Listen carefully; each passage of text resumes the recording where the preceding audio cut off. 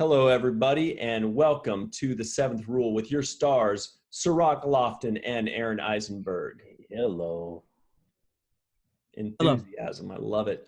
I'm Ryan T. Husk, and first and foremost, we want to tell you that we are now rewatching every episode of Deep Space Nine, starting with the pilot. We did that last week. We're now doing the next one, past Prologue.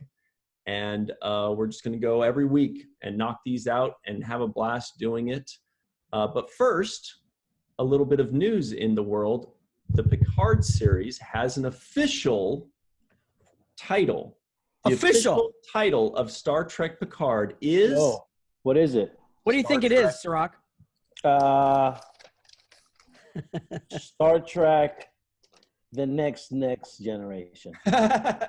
It is actually very close. It's Star Trek Picard. No way. No way. Wow. How did they think of that one? Well, I mean, that must have taken a lot of meetings. That's why they're paid the big bucks, Aron Eisenberg. Are you serious, guys? Seriously? Oh, yeah. Oh, yeah. They also have a new logo. Actually, I could show it to you. While I look for that logo, Aron, do you want to tell us a word about Trinity Comics? Yes, I would love to, Ryan. Our sponsor, Trinity Comics Convention Services, attends over 30 comic conventions a year and has private signings with some of the biggest celebrities and comic creators in the world. They offer COAs and certification through CGC and CBCS. Make sure to visit them online at www.trinity-comics.com. Pretty cool. That did not find actually, it's really cool. They, you know, if you can't get somewhere, they get signatures for you. So that's one of their services. I think that's kind of cool. You know, who did I just see that they were going to get? I just saw them, like, wow, that's really cool. If I remember, I'll bring it back up later. Yeah, so COA, Certificate of Authenticity. Yeah. Yes. All right. So they can authenticate your signatures, authenticate your comics, and also rate them and grade them for making sure that you have the necessary paperwork to determine the quality of your comics. Something that I know a lot about, because when I was collecting comics, we'd preserve them and make sure that they were always kept in a certain condition. Did you collect my comic? No, yours is the one that I stopped collecting when your comic came out. Actually, that's when I retired from comics. somebody posted a picture of my comic, and they said, "Look what I found in the half-off bin." Wow! Ouch! Ouch! It's official. Star Trek Picard is here for your viewing enjoyment. Wow, look at that. Wow. More lens flares. Bouquet. I can't wait. Bouquet. Yeah. So that's the big news of the day, that their Picard has the new official title and the new official logo. And a lot more stuff's going to be coming out fast and furious. Also, the Star Trek Discovery Facebook page and Twitter page and Instagram, they've all changed from Star Trek Discovery to Star Trek on CBS All Access. So from now on, that page that used to be just for Discovery is now the central hub for all of Star Trek on CBS All Access. So it's going to have Discovery, it's going to have Picard, it's going to have all the new series coming out from there. And the handle for all of those is at Star Trek CBS. So that's, Instagram, Twitter, Facebook, Star Trek. It's at Star Trek CBS. Because I know Cirroc was asking about that. Yeah, I wanted to handle it. All right. So let's get into it. Now we are in episode 2, or some people say episode actually 3. Oh, no, you're right. It's 3. Because the pilot was a 2-parter, right? Is that what we're looking at? Okay. Yeah, that's right. So it's called Past Prologue, and directed by Rick Colby. Who's that? He had married Kate Mulgrew was married to Kate Mulgrew at one time, if I'm correct, or dated. Married or dated? He was dating. Yeah. Dated. Oh, that's right, because you were very jealous, and he said, Cirroc, settle down. It had nothing to do with me. Nothing to do with me. No, but Rick That's was the real reason we went over to the Voyager craft service But table. Rick was like, he was a guy that stood out. As you know, we had a crew of directors that would come in on a regular basis. Livingston was one of the guys that really stands out. Yeah. Rick Colby stood out. I mean, we Our had good buddy Les Landau. Les Land, who requested not to work with us ever again. 19 takes. Les, why am I working with these kids? Why am I working with these? I'm not a kid, Les. I'm not a kid. Did you ever have aspirations of directing any episodes? Yes. As a matter of fact, I even asked if I could go through that process. Oh, really? They said, no. Yes, I wanted to so bad. I really wanted to go through that. I said, can I just go through it to learn? No. So I was really disappointed, actually, because I saw all the others, but I'm not a regular, right? So I can't really make that happen. And so I was just kind of left with, no, I guess I couldn't go through it. I really wanted to, though, because I really wanted to get into directing. As a matter of fact, I started to get into producing. I wanted to get into production. And I was working as a page on the Paramount lot because I thought, okay, I'll work my way up. And I think the writers, as I was given a tour one day, the writers walked by and go, what are you doing? I'm all, want to get into production, got to start somewhere. And I think they walked away going, we need to write more for him. And I think I started working more. But then I realized if I get into production, I'm never going to be home with my boys. So I stopped doing that. Yeah, you know, one thing I saw Avery doing when he was directing, I would, sit next to him watch him go through his script. And he had all these notes prepared for the scenes and, how he wanted to shoot different scenes or whatever sentiments that he wanted to express during the scenes. And I just remember looking at how much preparation and how much work it was for him to be directing an episode. And I always thought to myself, wow, I wonder why you would take on that much more work when you already are the star of the show and have to be on the set for 16 to 18 hours a day. So I was like, wow. And on top of that, he took on the responsibility of directing episodes. Yeah. So that's just literally double the work. And especially Far Beyond the Stars, where he was the central character for that episode. Exactly. So he's working every day. And directing. Which means he's not going back to his trailer in between takes. And after we're wrapped, he's probably going to watch dailies. Yeah. Right. So it's it's so much extra work, and it just makes me think, wow, he really took on a lot of responsibility on that show. Yeah. Not to mention the fact that, not much is known about how he would travel back and forth to his house in Jersey every week. Damn, I thought you were going to say travel back in time. No crystals. He didn't have the crystals yet. The magic crystals. I was thinking in the documentary we were just talking about for our other episode, you and your brother are, what I realized in that scene, you're actually talking about how to go get a time crystal so you can get me off the ship before it blows up. That's what it was about. Yeah. That's what it was about. So before we get too deep into it, I did forget to mention that everybody listening in on this and everybody watching us, please go to find us on Facebook, find us on Twitter.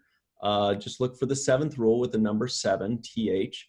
We're also considering taking in an intern or two. So if you're a super duper Star Trek fan, especially Deep Space Nine fan, and if you have some skills that you think could help the group out, social media, tech stuff as well, just send us a little email to the 7th Rule Podcast @gmail.com and tell us why. And we're also going to be answering your questions. We've had some. We've also have some questions, a couple questions and comments on our Facebook page and from our patrons. So we will address those a little bit later. But without further ado, past Prologue, dude, I remember, and Aaron and I were talking about this. I always say the same thing, same thing I say about Next Generation, which is just kind of get through the first couple seasons. It gets a lot better. But when I was watching past Prologue again, I was like, this is a good episode. This is not a good episode considering it's the first season or something like that. It's actually a good episode. And it made me look forward to rewatching these so much more, because I was like, these, if they're going to be as good as this one, this is not going to be like homework. This is going to be like an enjoyable thing to do. These are great episodes. I mean, I already loved the pilot, but so far just the second one or third one, I thought was a very solid, interesting, and entertaining Star Trek episode. Cirroc, Aaron's nodding, but you're not. What do you think? No, I do think it was. I thought it was a good episode. The critique I have it was that I felt coming off of the first episode that it was maybe a little bit slow, and I realized that they are setting up characters. They're setting up what is going to be taking place throughout the show. So there's a few things that I thought were a little bit slow, but I thought one of the good things was just the character introduction and the way they're developing these now new formed relationships on Deep Space Nine. We got to see, for example, Garrett come on for the first time. I get to see the nature of the authoritative battle between Nana's character Kira and Sisko, and I thought that was good. They kind of set a precedence of who's in charge, who's the boss, but it also shows like a very good how calculative Sisko is. Mm-hmm. He doesn't how intelligent and how calculative he is. He doesn't reveal certain things at certain times. He allows things to happen that maybe you would think that he would not allow, but he goes into a very aware, and I thought that was one of the things that I came away with overall for the episode was they set the tone that Avery or that Captain Sisko is the boss. Yes. And that's what I really felt walking away. It was Odo reporting to Sisko, we need to find out, I know I got this, and reporting to him. It was Sisko being aware of Nana trying to go over his head and report to the Admiral, and Admiral now funneling that information. Man, that Admiral flipped on Kira so fast. Woo! Yeah. Woo! Don't mess with her, geez. Yeah, but it shows to me that Avery had all his tentacles in everybody's situation on the station. He was well informed. For example, when the Duras sisters came on board and Odo comes into the ops and starts, hey, you know who's here? And he's already, I already know who's here. And I've already got background information. I already know that they're criminals, prisoners, and he already had his grasp on almost every aspect of the show. And I felt like it showed his leadership style and also how much he was on top of different elements. Even watching the unfolding of what Nana was plotting in her head, he let that kind of unfold before he intervened or he intervened in a certain way. Even when he encouraged Bashir to go meet with Garrick and get be at the meeting for the suit. So I thought a lot of the things were really good to set up how the functionality of the show is going to run, how Avery's going to be the boss in charge of the show, and also to establish other relationships between characters. It also showed me how conflicted Nana is and was during the show, or Kira, dealing with her allegiances, to Bajor, her allegiance to the Federation, and trying to balance, where she stood. And I thought I think that was really a pivotal part of how she unfolds and develops throughout the show. Excellent. Yeah. I think everything you said, I 100% agree with, 100%. And what I really liked is how they told the stories and how they started connecting characters and relationships. They didn't do it in exposition. They didn't do, oh, well, you know, Odo, you know, this and this. Oh, Garrick, you know, this is who I am and this is my past. And then Bashir, well, you know, when I was going to the academy, they didn't do any of that. And as a matter of fact, they just used the characters in of who they are of themselves, their personalities, their idiosyncratic behavior. And within the context of this story of this Konma, am I saying that right? Konma. Is that right? This terrorist, if you will, is one person's rebel, is another person's terrorist. And within the crux of the story, they're connecting characters and relationships through action. And I think that's what I loved more than anything, how they did it, how the writers wrote that. I didn't feel like I was bored because somebody was going to talk for 3 minutes about all the things that they did, and this is why I make the decisions I make. The other thing I thought of as you were talking, Cirroc, was that the first episode set the foundation of Sisko and possibly his oncoming journey. You know, the religious connotations tied into it, the prophet, his leadership, his past, who he is and why, and especially his connection with you, family, as well as being on the station. This one, I felt the heart of it was Kira. Kira being the terrorist or the rebel or the fighter for her people and her planet. Before, and now being an ambassador to the Federation, and the fact that, well, we do need them. I don't want them, but we do kind of need them. But you used to be this, and this tug of war inside. And one of the things she said that I thought was really great, if I can find it, keeping Kira, was when she was talking to Odo.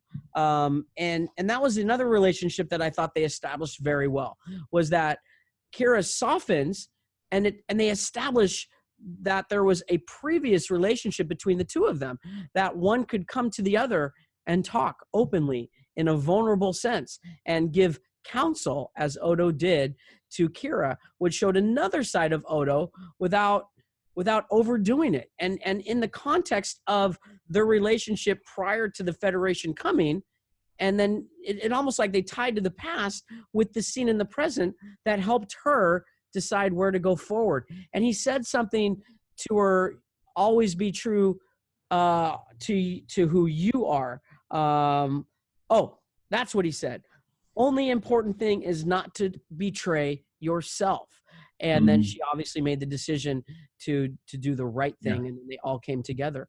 You bring up a good point there, Aaron. I know you've got a couple more things to say there, but I just want to jump in and say, based on what you were saying, I wonder if, because the first episode was Sisko's journey. It's Sisko's journey in that the first 2-part episode. The second one, you're right. This was a little bit more of Kira's introduction, her, like the introduction of her as a character and as a dilemma, more so than just what she got in the first couple episodes. And so I thought, when you were saying that, I'm wondering if they did something deliberate in which the next episode, maybe that'll be Odo's big thing. It is. The next one will Man be Alone. O'Brien's. Oh, is it really? Yeah. Great. So that must be some kind of deliberate thing where they said, let's give each of the main characters a little bit more meat individually in the first few episodes, so people can really soak them in one by one, and internally. But they did it well by also developing the other characters, as Cirroc said with Sisko, and he says, if you go over my head again, your head will be on a platter. Whoa! I know. It's like, whoa, them's fighting words. And he grabbed her by the arm and kind of pushed her. I was like, whoa, I don't know if that would fly nowadays, but that's when in funny Rome, you I say guess. that, because I was thinking, I wonder if you could have directed it differently, because that's pretty like, you don't grab people, Yeah, but at the same time, you don't challenge authority in a chain of command. Well, plus, like I was saying, when in Rome, maybe when you're out on some outpost with a bunch of rebels and terrorists and things like that, it's kind of like a when in Rome Yeah, situation. this is a life or death situation. I look at it. That's like, how they communicate. Yeah. One thing I thought was interesting to me was Tana Loss. Is that what his name? Tana Loss? Tana Loss, I think is how you Tana say Loss? it. Tana Loss. Yeah. Go ahead. I'll look it up and I'll get the correct. But I thought that was Computer. interesting. Oh. I thought it was interesting that Kira's character was met with a character that seemed to be almost like her. And that was what drew them to each other. They were fighting for the same, cause.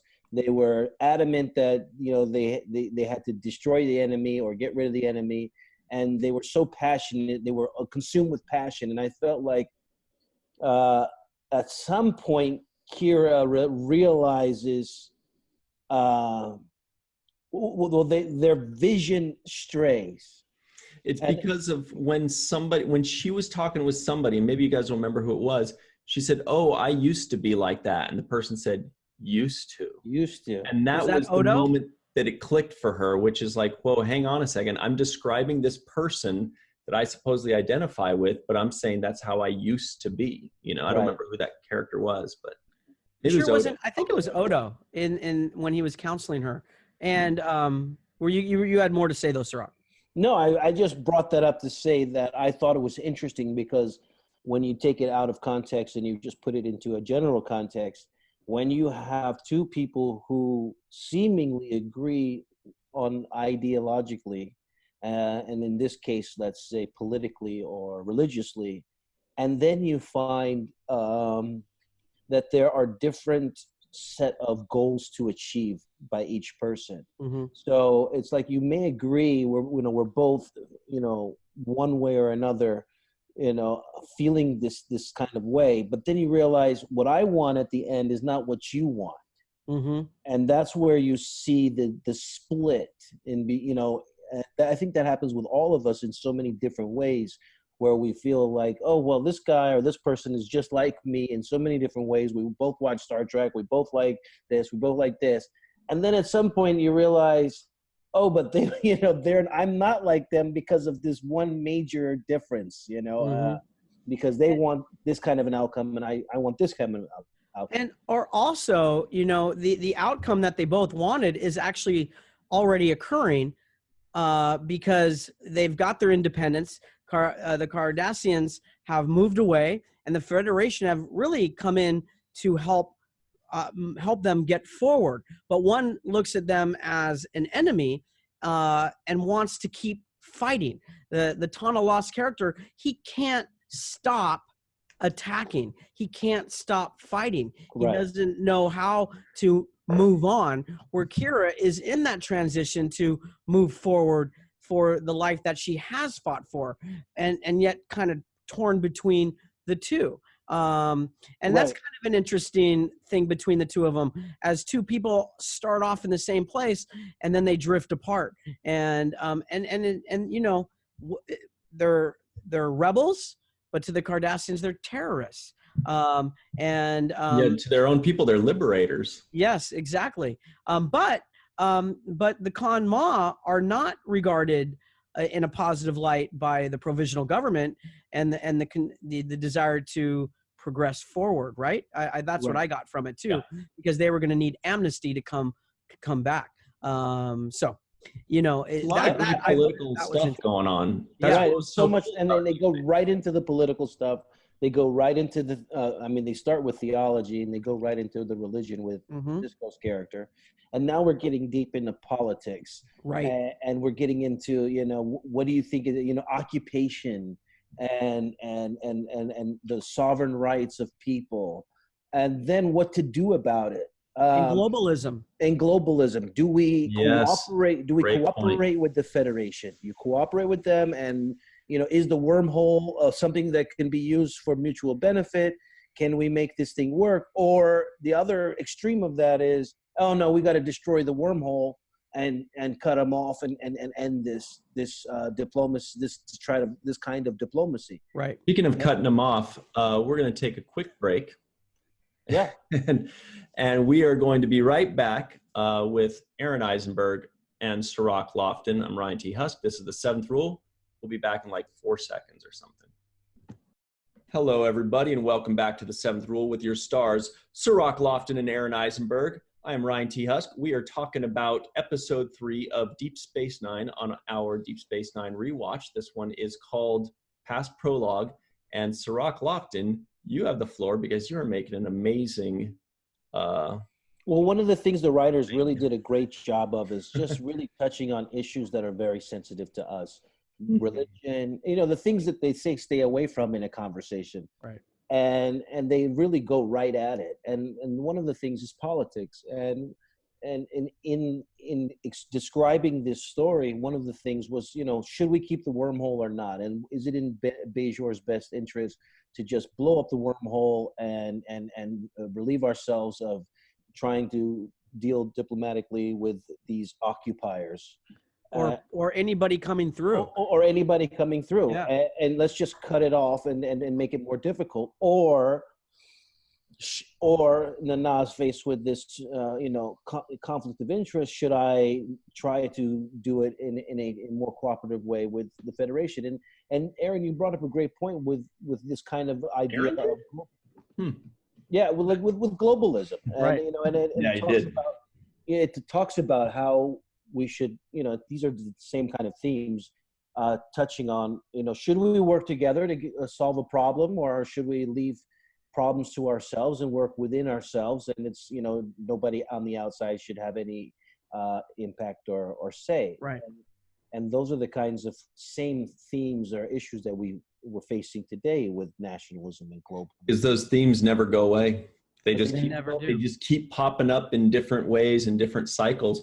And it's really amazing to look back at this. This was what, 92 maybe? Mm-hmm. Right. 27 years ago. And it's fascinating to see, like, this was the terrorism. I mean, we're talking literally about terrorism and political asylum.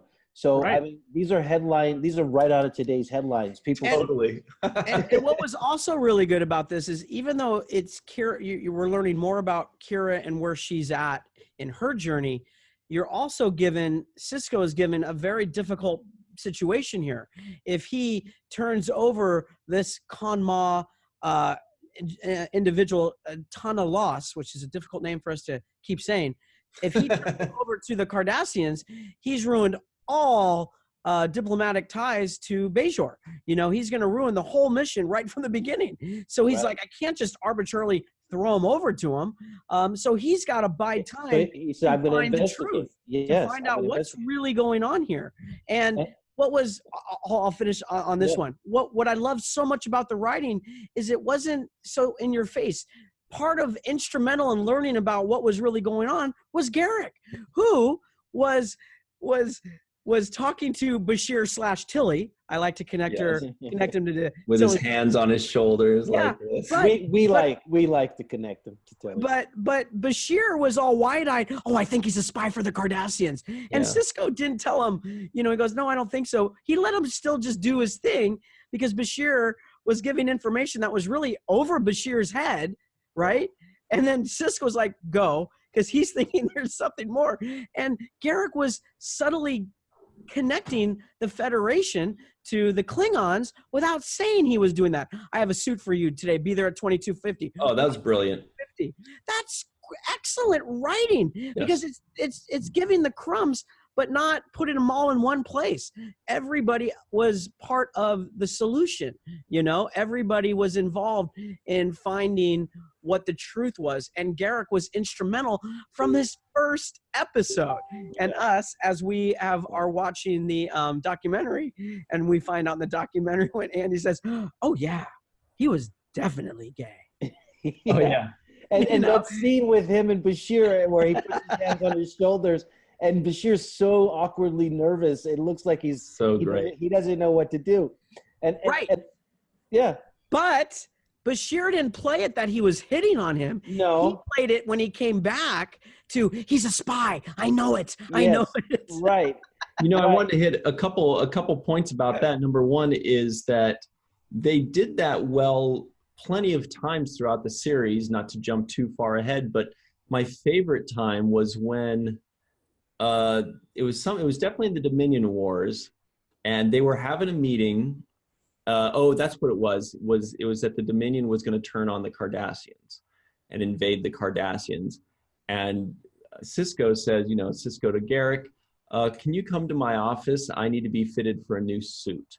And Garrick says, right now? And he says, yes, right now. So Garrick comes in, and he goes, and Garrick sees that they have a meeting, and he's kind of like, what the heck am I doing here? And he says, yeah, go ahead and, just check my inseam, make sure everything's okay down there, whatever. So he's going like this, and they said, so when do you think that the Dominion fleet will arrive at Cardassia Prime? And they said, estimates are in 2 days or whatever it was. And then, obviously Garrick is like listening, like he gets what's happening here is they're having this meeting for him to hear that the Dominion's about to invade Cardassia. And Sisko says something to the effect of, oh, make sure you check my stomach. I may have put on a couple pounds. And Garrick says this great line. He says, thank you, Captain, but I believe I have all the information I need. And he cuts out, and I'm like, that is Star Trek. That kind of intelligent writing is Star Trek. But the other one critique I want to say about this episode in particular was they played that beautifully until the end of that scene with the Duras sisters, because Bashir comes in and he says, go into that changing room with this suit and go ahead and try it on as many times as you like and don't make a sound. In other words, stay there. And then the Duras sisters come, and they go, and then Bashir comes out, and then suddenly Garrick loses the charade. He says, yes, and he gives him all this information.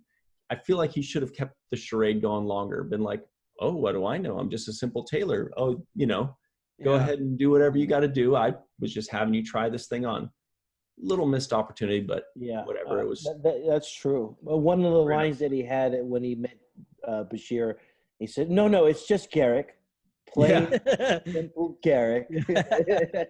And I thought that was really brilliant because he describes his whole character basically. He's just like, no, I'm just a plain simple guy. I'm not relevant, but I am the most relevant key to the What do I know? I'm just a simple tailor. Just a plain simple Garrick, One of the things I like that I wonder what was going through, like what was Renee's thought process, his subtext in the scene where he goes to Sisko, do you want me to tell Kira? And Sisko goes, no, not yet. And I love that he says, no, not yet, because he's playing a game. He's moving pieces, you know? And I like that too. He wants to see how this plays out. He doesn't want to rush to judgment. He wants to, because what he really wants to do is, can I trust Kira? If she's going to be my number one, I've got to be able to trust her. This is the opportunity to test to see if I can trust her. Exactly. I'm going to find out one way or another. But Odo, remember, has a relationship with Kira prior to the Federation coming in. Even Kira says, you don't want them here, And we know in hindsight now from the series is that Odo was also working for the Cardassians. He's also a founder that he finds out later, all these kinds of things. So when he says that to Odo, I wonder if Odo's thinking, I feel like he's like Varys or Littlefinger from Game of Thrones, He's like, I'm right here in the middle. You got it. I'm not going to say anything. And I was always wondering, is he going to say something? Is he not going to say something? What's going to happen? And I thought that was really cool because at the same time, Avery's got to, or Sisko's got to know, can I trust Odo? He could have been saying, don't tell her, to see if he's going to listen and follow through as well. Because, and to add to that point that you mentioned with how Odo dealt with Sisko with regards to Kira, he had a completely different way of dealing with Kira with regard to Sisko later on. He didn't ask her, what do you think? Should I tell? Well, he talked her through it, and she's like, what should I do? What should I do? And he just goes, Odo to Sisko. Yes. I think Major Kira, you come here, Major Kira has something to say to you. Yeah. In other words, he played her cards for her. He said he made the decision for her. He led her there, but then he said. Once again, how they defer to Sisko right away lets me know the kind of authority and the presence that he impact that Sisko's character right away has. Bashir goes to tell Sisko, I think Garrick is a spy.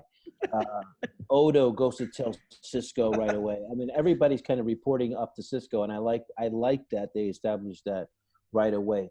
And the other thing that I wanted to say was his decision making to allow certain things or to not withhold information at certain times or Yes. to authorize, let's say, letting him have the ship when he's looking for the little ship to go through the wormhole. And he says, yeah, let him have the ship. Those little decisions to me add up to really good leadership qualities. And, you know, there's a biblical story of King Solomon, and one of the legend of King Solomon's wisdom is that, you know, two mothers come before him with a baby, and they both claim to be the mother of the baby. And they each one take their turn to say, you know, this is my baby, you know, and when it was born and what they named it. And Solomon is faced with a decision where he sees two women that both have compelling stories that you believe they're the mother. And his decision is to, okay, I know what we'll do. We'll split the baby in half and give each of the mothers half of the baby. But the wisdom is in that decision, because one woman says, fine, do it. Split it in half and give me my half. And the other woman says, no, let the other girl have the baby. I couldn't stand to see a baby split in half. Mm-hmm. And that, to me, is how Solomon arrives at the conclusion of who the real mother is. Mm-hmm. That the real mother won't allow their child to be cut in half. They'd rather give it away. Or at least at the very least, the woman that should take care of the baby, if she's the one that's not willing. Right. Right. At least she's not the crazy one. The one who wants the whole baby is the one I'm going to take. And to me, is like, that's the kind of decision making that they show, and how brilliant the writing is on how Sisko makes his kinds of decisions. I'm going to play this. I'm going to play that. I'm going to see if this person tells me later. Right. I already know 2 steps ahead. When Odo comes and tells me something, I already knew that they were here. I'm so aware of all the things that are happening, but I'm also going to allow people to show me who they are. And I want to give a tag and a tie back to when we were talking about Discovery and some of the things you brought up critically of Discovery. As much as I'm a fan of the show, I notice watching, you know, at least our first couple, 3 episodes of DS9, and thinking back to my enjoyment of Discovery, and I'm watching Avery as Sisko and how they're establishing the way he commands and how he's going to run DS9. And at one point I thought, what if that was Pike? What would Pike be doing? And Pike, in Discovery, he wouldn't have been, as much as I love Pike, don't get me wrong, he is a different captain, and he wouldn't have let these, or at least the way they wrote, at least this season 2, let these things kind of play out, unless I'm wrong, and you can correct me, Ryan, through the show, that they didn't have these elements that you had spoken of before as Cirroc, that it's missing these kinds of elements in Discovery. It's more of a roller coaster ride, and this one is a bit more, as Jeffrey Combs said, it's inside. It's more cerebral. It's more about characters. And for Sisko as a captain, it's about establishing not only his leadership, but also working his way to figure out who everybody is, how they work, how they think, what are they really about, without having an interview with them, letting them show him who they are, and then putting them in the roles that they need, and the leadership roles. I think he trusted Kira to make the right decision, but he had to know, is she really on our side? Not side. I guess it's like your King Solomon thing. Does she really want the whole baby? Does she really? And she does. And she showed that, especially in her conversations with Tana Loss, especially when he said, but you're going to kill all these Bajorans. So what? No way. You know, you really know her heart is about her people. And I think Sisko would be 100% behind her. And I think we'll continue to find that out. Yeah. And that's the thing I felt that he did early on the show, and that the writers did a good job of. He's building trust with his people that he's now newly placed around. He's building trust with them, and he's allowing them a certain level of rope to go and do their own thing. So he's building that trust, and he's also earning their respect. Yes. That's something I want to say puts him in a more difficult position than any of the other captains or any of the other, series, I believe, is that, yeah, I mean, Janeway had a tough one as well, because because she screwed up. I mean, sorry, did I say that? Because she was put in this, different place all the way in the Delta Quadrant. They had to find their way back. That's a very difficult situation. But Sisko, there's the hazards of the job are for Sisko that, it doesn't have that regular chain of command. Most of them, they show up, they're the boss, they're the CEO of the job, they're whatever, but Sisko, when he comes in, or whomever took that position, if he ended up turning it down, would, sure, the Starfleet officers are going to do what you tell them, but the other guys, you're going to have to be a diplomat to 90% of the people that are on that station. You're going to have to play it politically. You're going to have to convince them that there's a reason why they should do what you tell them, other than if you don't, I'll put you in the brig.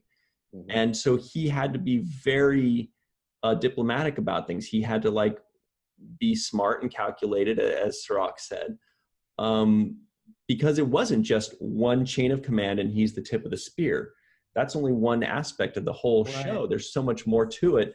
He has to work with, the underground, the underbelly of all the stuff that Quark is doing, and all the illegal stuff that's going on there, and Nog, that naughty kid too. Hey, whoa. No, it's true. You're still, as far as I know, you're still in the brig. So far, you're still in the brig. Yeah. Well, I'm Me used and to you it. are not in this episode.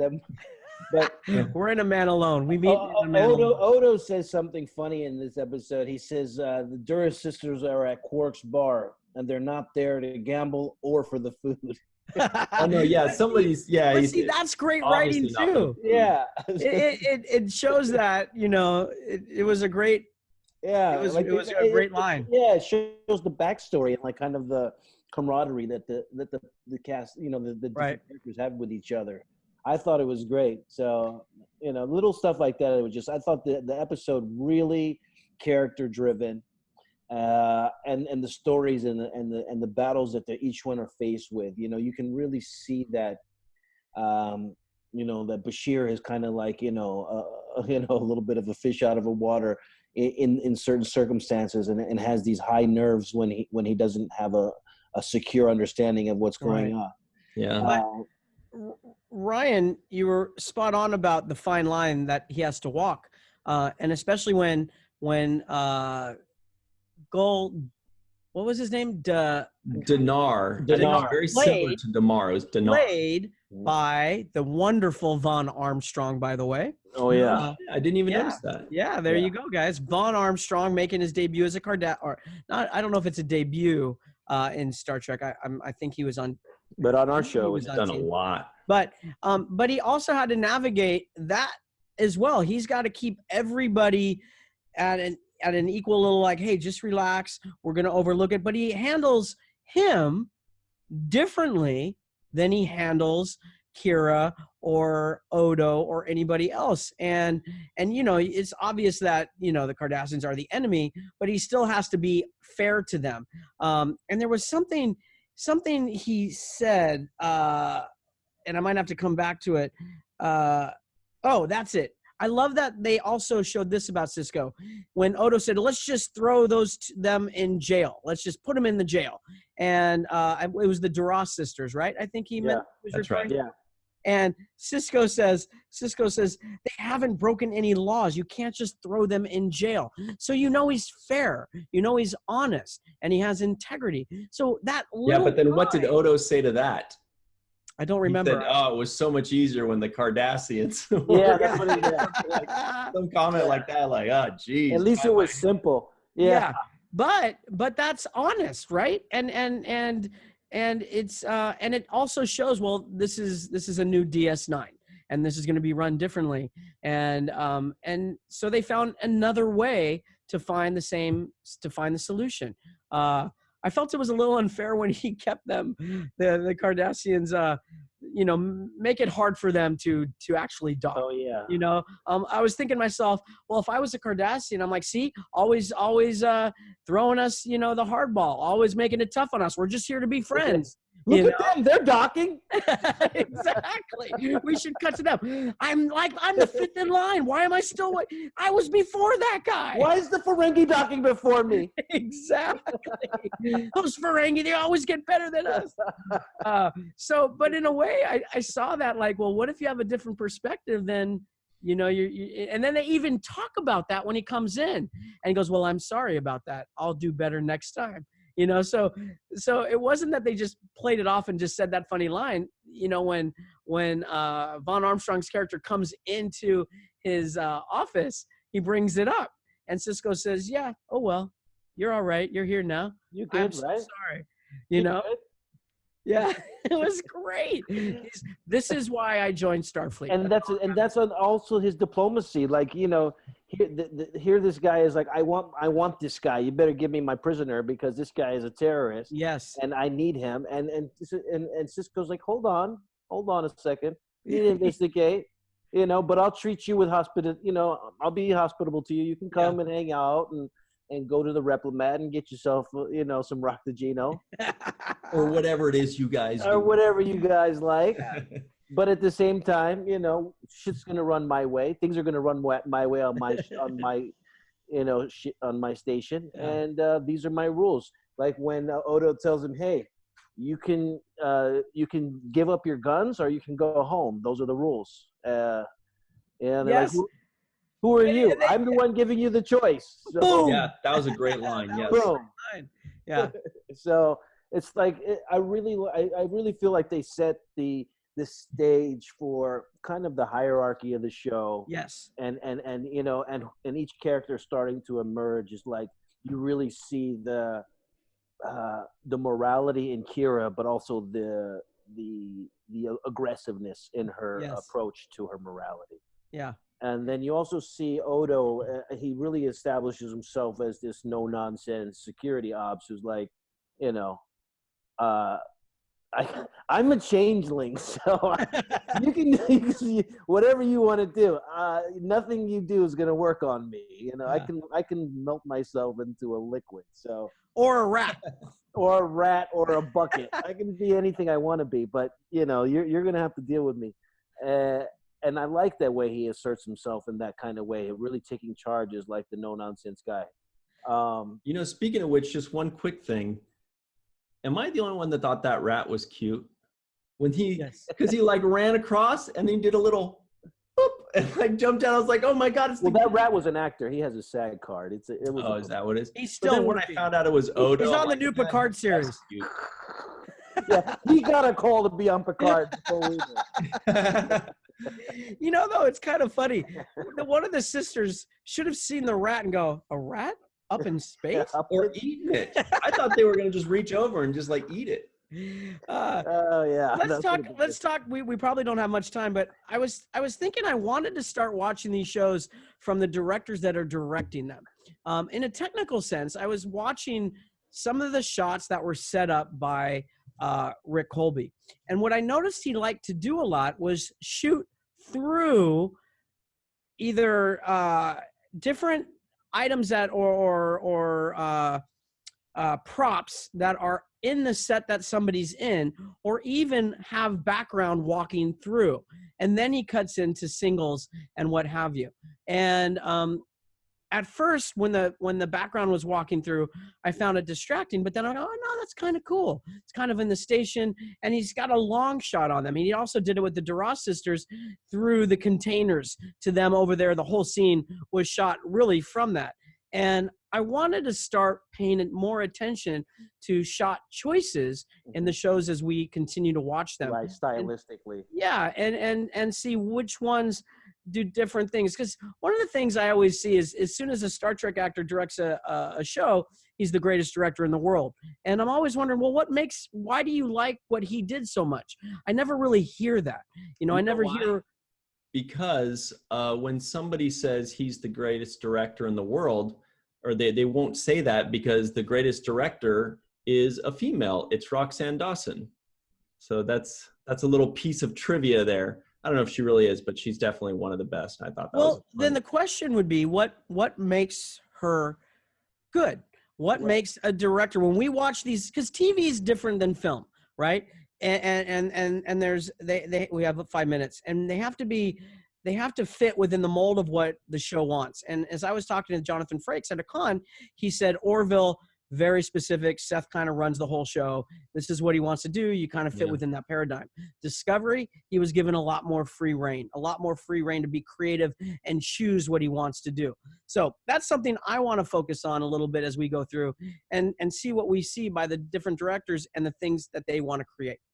You know, that's interesting. There's a lot, and that's definitely something we can go back to, you know, week by week. Mm-hmm. We do only have just a couple minutes, so I do want to say only a couple people jumped in on the past prologue thing. One person, Met by Moonlight, I believe that's your friend, Aaron. She reminded us the past prologue is the 3rd episode, because I believe I posted the 2nd episode. That is absolutely correct. And Pax Federatica, #WeAreStarfleet, said, Garrick's sexuality was hinted at in past prologue, but not taken further. And in the documentary, the Deep Space Nine documentary, discusses what might have been on that front. Personally, I don't mind. Garrick was fascinating enough as presented, but do you think also making him more overtly non-hetero would have worked? So in 30 seconds or less, what do you think? Cirroc. Overtly non-hetero. Yeah, I think it could have worked. I think he actually played it that way, so it's not really too far from where I think Andrew was kind of thinking in his head. So it doesn't surprise me that, you know, that if it played out that way, it wouldn't be too much more different. I think he did a really good job of playing that character. Yeah, I mean, the real question is this is the first time we see Garrick. So what did he read in the script, or what info did he get from the writers to put into that character? Especially since, as Ira said, they didn't really pursue that. So, but he came in very mysterious and had a lot of fun with that. You know, and he, of course, in the doc said absolutely. So did he see something in the script that made him think that? I think it would work any way. I think Andy Robinson could have made that character work any way he wanted because he's such a wonderful actor. Yeah. But you know, it's interesting now to watch it now and after the documentary and as we continue to see what we see. The other thing that I find myself bringing into the show is my experience watching Discovery for the first 2 seasons and the Klingons. And as I'm watching the Duras sisters come in, I'm thinking to Mary Chieffo and all of them that have played, and Kenneth Mitchell that have played the Klingons. And I see a connection, even though maybe it's not so visually. So it's fun watching that aspect as well. So I'm having fun bringing those things into our experience here. Yeah, I think that whatever they added, like I'm a little worried about saying, like, since Andy Robinson did such a good job infusing that into his personality, that it's not always more is better. You know, maybe he did it the perfect amount. It would be hard to know until we actually saw him pushing it a little bit more if that's better or worse. Personally, I think myself and a lot of people, when I very first started watching Deep Space Nine, he was the character that stood out as my favorite immediately. Like, he just popped out. It was partially because of the writing and partially because he just played it so beautifully and amazingly. And I don't know if that was a direction a director gave him or if that's a choice an actor made, but whatever it was, I think we all agree that it was just fantastically done. Maybe we can get him on the show and we can ask him. That's what I want. Let's absolutely do that. Yes. But we have to run. We can all do jazz hands. We got to run. This is Cirroc Lofton, Aron Eisenberg, Ryan T. Husk, Odyssey Radio, Russ Haslage saying, always remember the 7th rule. Keep your ears open.